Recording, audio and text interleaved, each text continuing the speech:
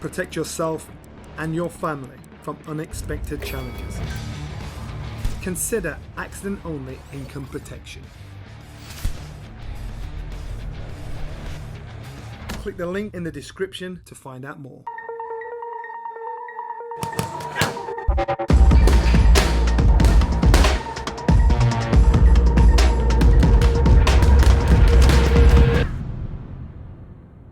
Boxing King Media in association with SaveMoreMoney.com. Dominic Ingle, it's Monday morning, landed straight off a flight and straight to your gym from Saudi after a crazy few weeks in Saudi Arabia. Yeah, I watched all the content. You seem to have captured it all. It looked a great event, and quite an interesting weekend. Definitely was. Before we talk about that, I want to just get your thoughts on the sad news that we received yesterday. Ali Hamid, the brother of Nazim Hamid, and I know Ali trained in this gym as a young kid, and he obviously was a part of his young upbringing, and you obviously know the family quite well, and just wanted to pass our condolences to the Hamid family, and if you got some words. Yeah, I got the news yesterday. Very sad to hear that. He was only a young guy, 45. I just remember back to when they were all the fresh-faced kids doing the stuff, so much ambition and so much to look forward to, and he did a little bit of boxing. He was in a documentary called Brendan's Boys, I think what Sky did. Quite a character. He did have a lot of ability. It's really sad, and it's never ever good to see young men like this passing away so young in life. So condolences to the family.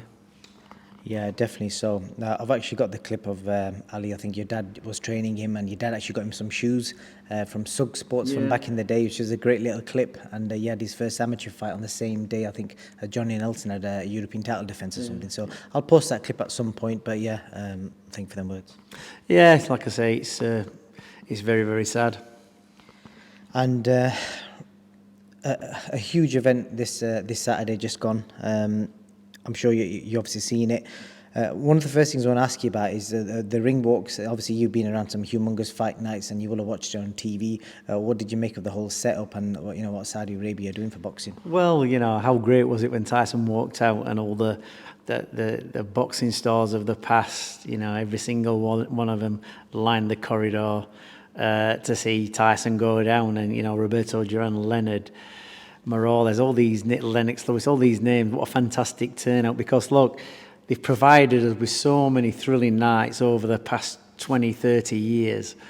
It's great to that they're still turning out for these events, and they're recognising Tyson. And it's a massive community, boxing.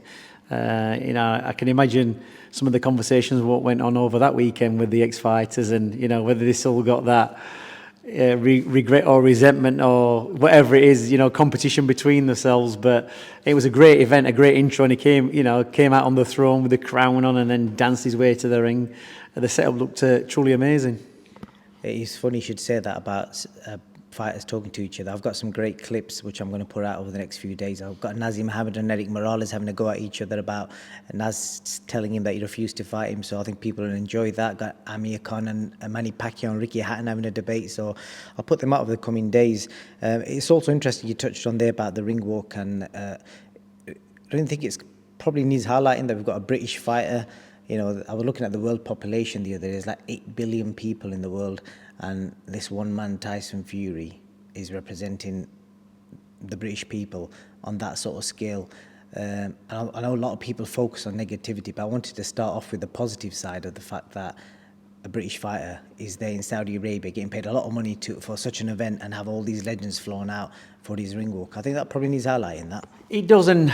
Look, we've had some heavyweight champions of the world in the past. Obviously, we've had Anthony Joshua. I think Herbie Hyde was one for a short period of time. But I look at people like Tyson Fury, where they've got that crossover appeal from the sport into normal public life. He's got his own series on Netflix. Everybody knows who he is. He's a larger-than-life personality. I mean, Tyson Fury, what kind of name is that for a start? The size of him is like a man mountain. And he's got that crossover appeal.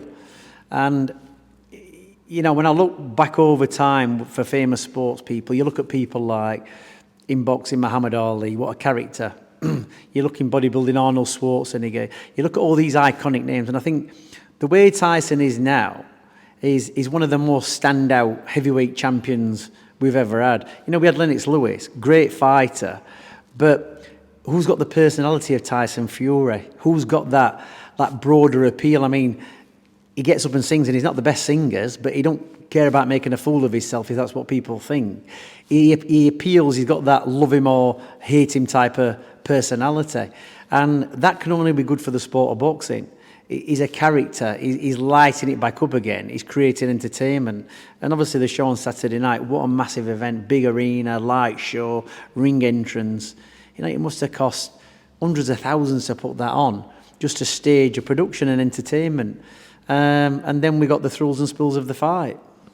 We definitely did. We're going to walk on to the fight. But, you know, before I talk about the fight, because I want to highlight some stuff that I've obviously saw firsthand, and I don't know if you can tell me from your own experience. Obviously, I was there for the whole fight week, and before we talk about the fight, I don't know if do you reckon this stuff may have potentially affected what happened in the fight? Because I saw on the Monday of the fight week, Tyson Fury had to do some media obligations, 4 or 5 hours worth of interviews.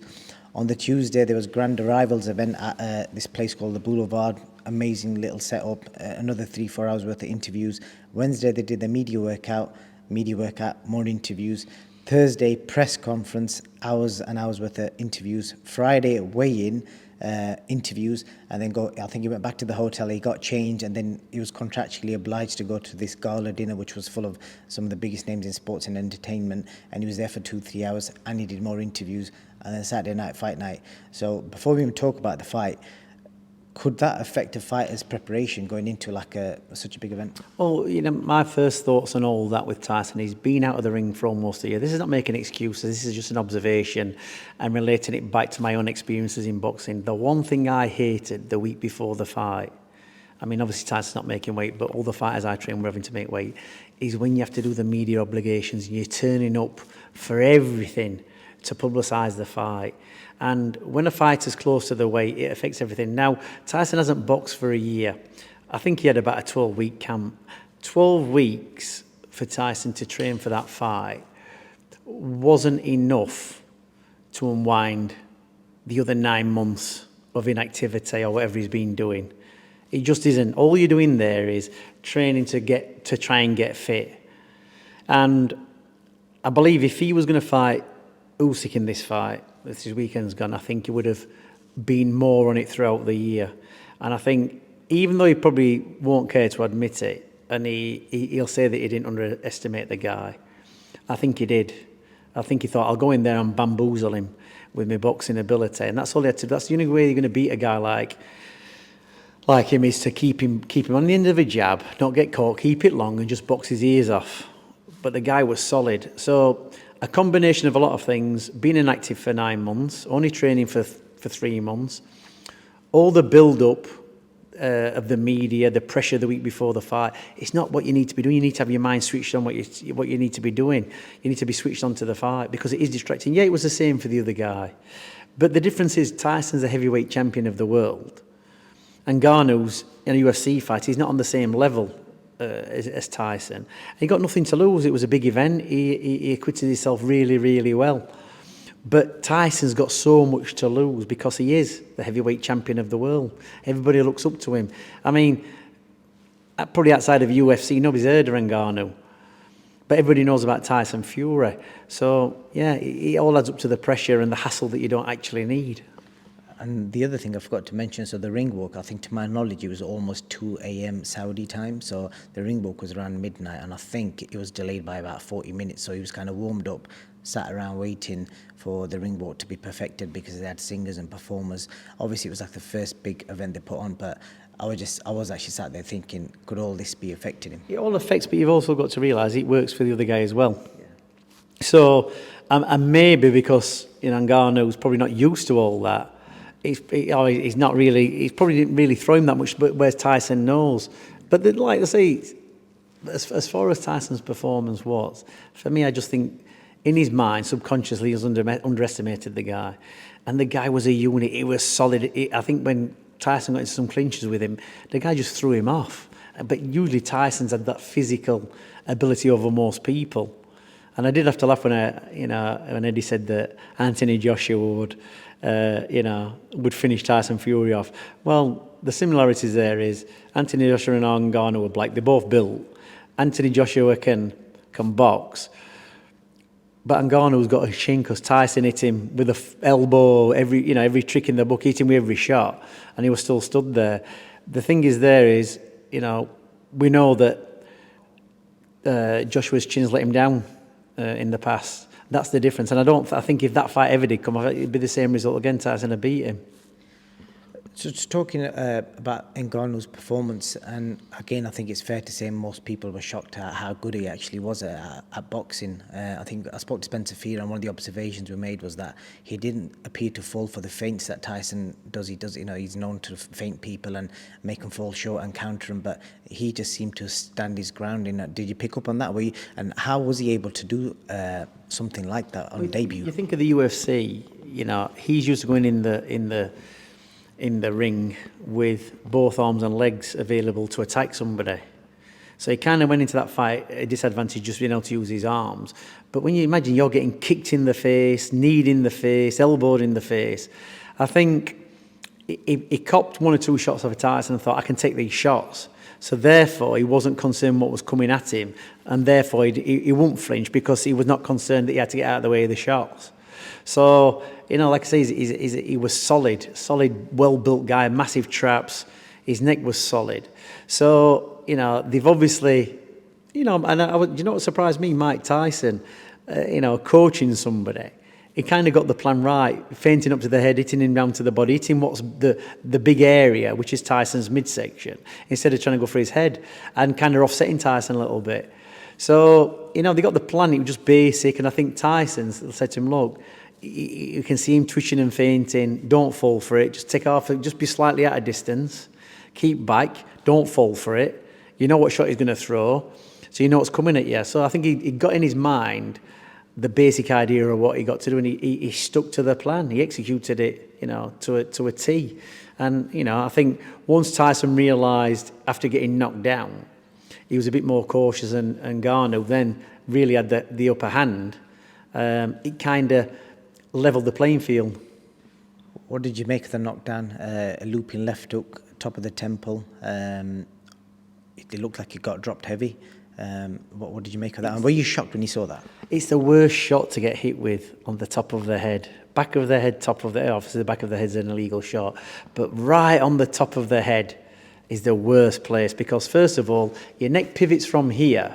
Getting hit here, it's slightly less. On the top, you're getting hit at the top of the lever, so to speak. At the tipping point, what's going to cause most leverage. So it's the worst place. On the chin, the head spins round, yeah.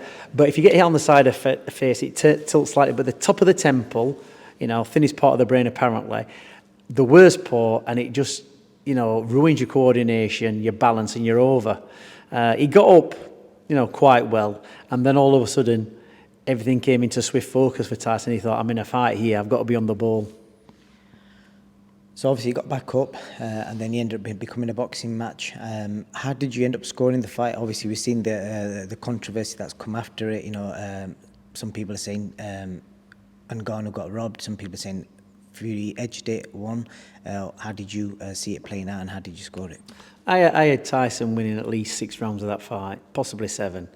I think the way we're looking at it, the way a lot of people looked at it, and a lot of people I've spoken to thought, well, Tyson's the heavyweight champion of the world. He's supposed to be the best boxer. This guy's raw, and he's given a good account of himself. We expected so much more from Tyson. He should have won it a lot more easier. And in the mind, the fellas kind of closed the gap purely because Tyson didn't, wasn't streaks ahead. But the counting shots or the scoring shots were coming from Tyson. Yeah, the guy was moving forward and Ngannou was moving forward. He was pushing it a little bit and he was throwing the shots. But if you actually see who was landing the better shots or, being busier and more active, it was Tyson. He just kept him. He just had to box his way through that. So he had to, get his focus and think, I've got to nick this on points, and that's what he did. He didn't really, after getting knocked down, he didn't really force himself. He just tried to box his way through it. As my dad would say, he old-manned his way through the fight. Why is there so much opinion online? Obviously, you've seen, Carl Froch, I'm thinking of him, he obviously made some comments, and I think he said that this was corruption at the highest level, and basically saying that Ngannou was robbed. Could corruption play a part in something like that? Obviously, it's quite a big allegation. For who to benefit? I mean, it's like... I think he basically said that because of the USYK fight, corruption potentially played a part. Well, let's look at it this way then. Tyson Fury gets beat by Ngannou. It's not a world title fight. It's been sanctioned as a professional fight. Even if Tyson lost, he wouldn't get stripped of the belts. The fight's still there for USYK. Yeah, it might have been a bit tarnished or whatever, but, people say, well, Tyson just didn't train for that fight. The interesting thing will be is it makes the Usyk fight against Tyson more interesting now because it's more believable that Usyk could possibly beat Tyson. That's what's happened with that fight. But then again, Usyk's nothing like Ngannou, is he? I spoke to Usyk as well the day after the fight, and he scored it 7-3 to Tyson. And I'm assuming I would have probably, if anyone's going to throw Tyson Fury under the bus, it probably would have been him. But he gave, in his words, an honest assessment. But you know what's going to be said then, don't you? There'll be a conspiracy theory that he's only said that so it doesn't jeopardise his fight and his payday. That's why he said it. You know what I mean? And if he turned around and said, if Usyk turned around and said, "Oh, I think Tyson Fury got beat," well, that kind of, rubbishes the fight with Tyson with him. But I think he got it about right. I think 6-4, 7-3 possibly. Usyk's going to be realistic, isn't he? You tend to find that high level fighters like him, thinking boxers generally know. Another one was Paul Malignaggi, who knows how to score fights. There's a lot of ex-pros who I see scoring fights, and I think they've got no idea what they're watching. So I think that's a fair enough analogy that it was 7-3.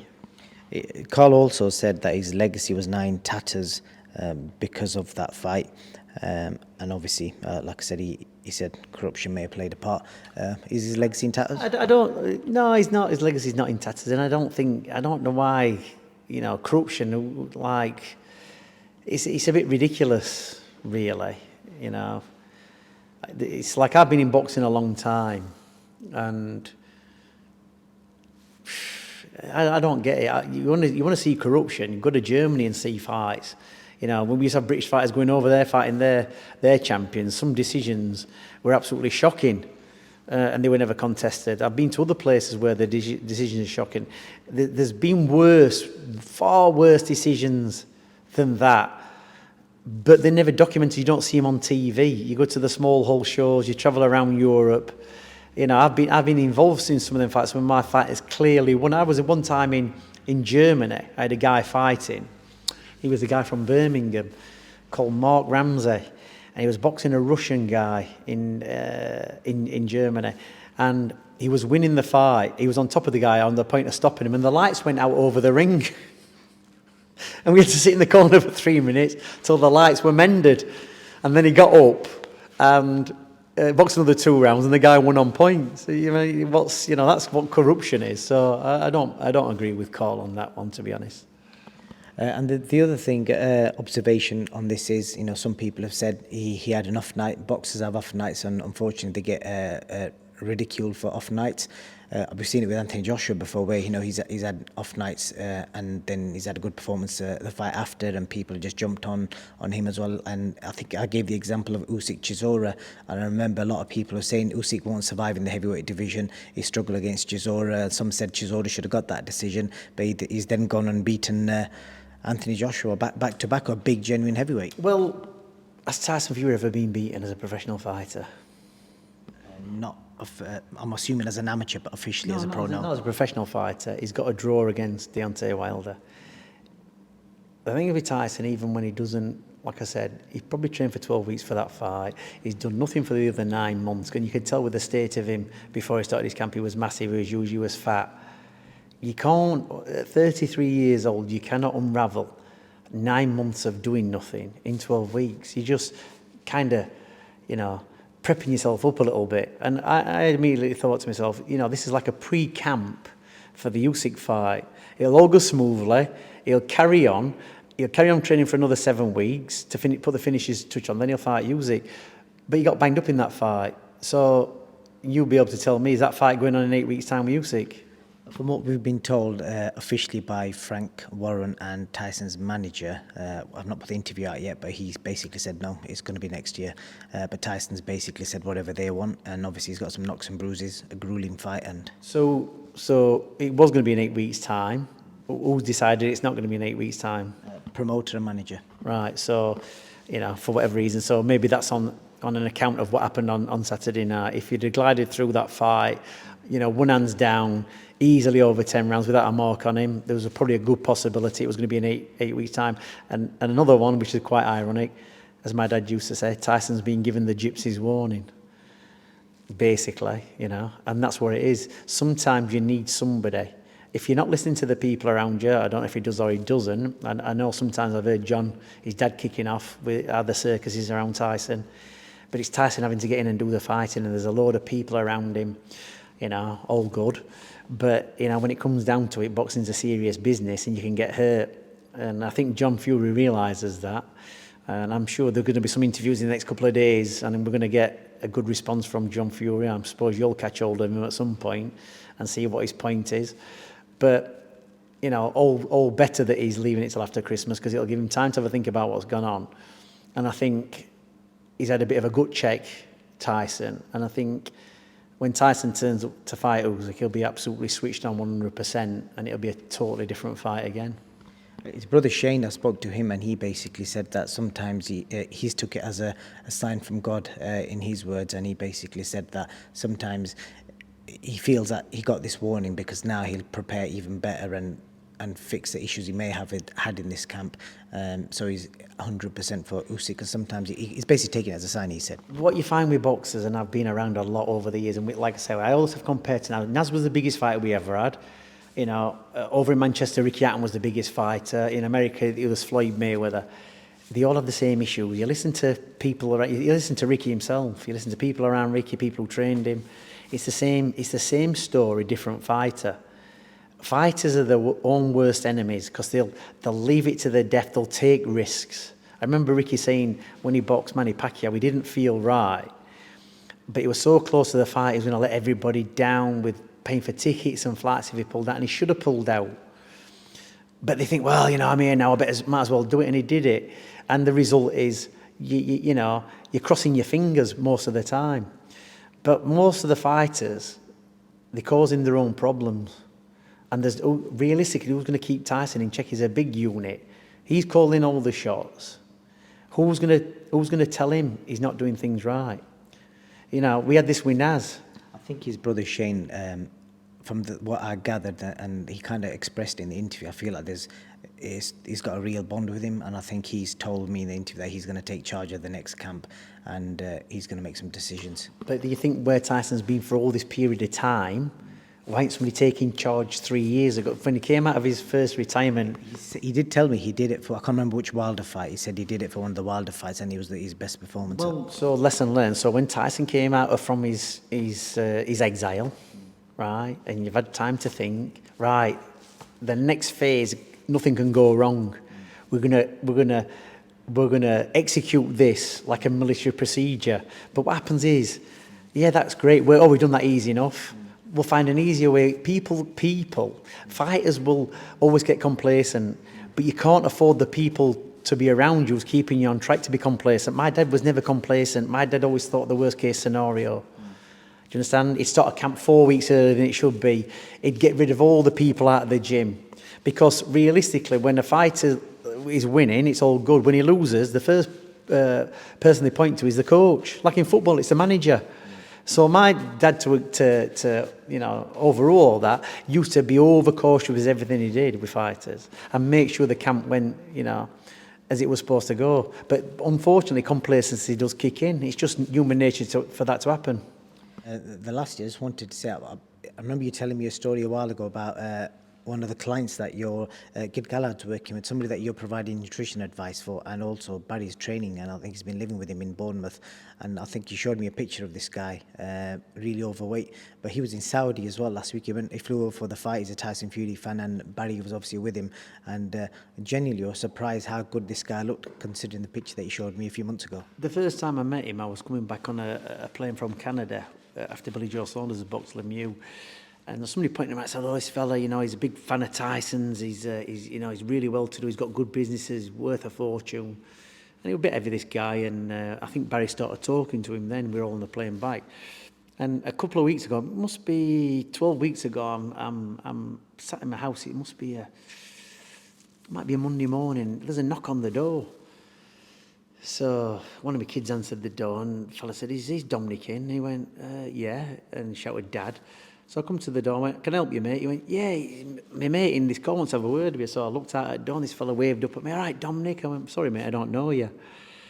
So I went down to talk to him, and he went, yeah, he's had to drive around Winkerbank asking where you live. He says, I need your help. He says, I've been ill, not been well. I've had, you know, some serious medical issues, and I need somebody to get me fit. I go, come on, we'll go for a coffee. Didn't know this fella, you know, from whoever. I've never, you know, I couldn't remember him. Then I did remember him. Went for a coffee. He was telling me about his issues and his health, and he put all this weight on, and he's just had the clearance from the doctor. He's ready to train, and he wanted me to go down to where he lived, down in the south of England somewhere, and personally train him. I said, I've just got too much on, mate. I says, busy with the gym. I've got my clients, I've got my kids. I don't want to be away from home. Mate, I'll pay you whatever you want. And I said, I'll tell you what I'm going to do. Look, I've got a guy in the gym, Kid Gallard. He goes, oh, I know Kid Gallard. He goes, I'll send him down. I says, he'll train you. I says, he'll advise you on your food. I says, and you'll get the weight down. Well, I'll give him a trial. I says, you don't need to give him a trial. I says, he will 100% do the job. Anyway, I think Barry's been with him 10 weeks, living down there. The fella's lost about 2 stone. He's lost his stomach. And obviously you've seen him. He looks the, you know, epitome of health and fitness. But, you know, a couple of months ago, it wasn't that case. And I sat down and said to him, look, you know, you're doing well in life. You've got a lot of money. I says, you're not being well. I says, at the point when you were diagnosed as not being well, he said, I'd give every bit of money I had to be well. I said, well, now's the time to change. You're my age, you're the same age as me. And you know what? He tracked me down through one of your interviews once again. So it just shows you, you're spreading the word, and you know, people are connecting up with me, they're changing their lives, and you know, the living proofs with the guy you saw in Saudi. Yep, 100%. I'm a living proof myself, to be fair. But like I said, it's I always like sharing these stories because sometimes people may think, oh, you're making it up or whatever. But hopefully some people did bump into him in Saudi, and they can share that story. But again, if anybody wants to change their life, whether it's diet, nutrition or exercise, hit up with Dominic Ingle on Instagram. The other aspect of this as well is we've got, you know, we're partnered up with a new sponsor, SaveMoreMoney.com, comparison website. They specialise in like all sorts of insurance policies. The link is in the description. If anybody wants to get the best deals, hit the link. They've got some great policies on. They're brand new, so they've got some great introductory offers on. Have you got life insurance or anything like that covered, Dom? I have actually. I've got life insurance covered. It's get up every morning, exercise, eat well, and I put my money in the bank. I haven't actually got a life insurance policy. But, you know, if I keel over dead one day, there'll be no disruption to life. Everybody's taken care of and it's all in place. I think that's what you need in life. And go through life with no safety net, that's what I say. And again, if you're not as blessed as Dominic Ingle, if you ain't got savings, it's worth having that cushion, knowing that if you pay for the policies, if something happens to you, you're covered with it. It's like, you know, injury through work, etc. So that's the kind of stuff they look at. So yeah, Dom, anything else you want to add? Well, I'm saying to you, if you're getting sponsored by him, maybe because I haven't got life insurance, that'll be the first team I'm onto then, and I'll be getting my quote. And if it's a good one, the next time we do an interview, I'll be singing the praises. I'll hit you up, Dom, with SaveMoreMoney.com. Dominic Ingle, thank you for your time, and we'll catch up soon because I think it's a busy year coming up, a busy few months coming up. Thank you. Protect yourself and your family from unexpected challenges. Consider accident-only income protection. Click the link in the description to find out more.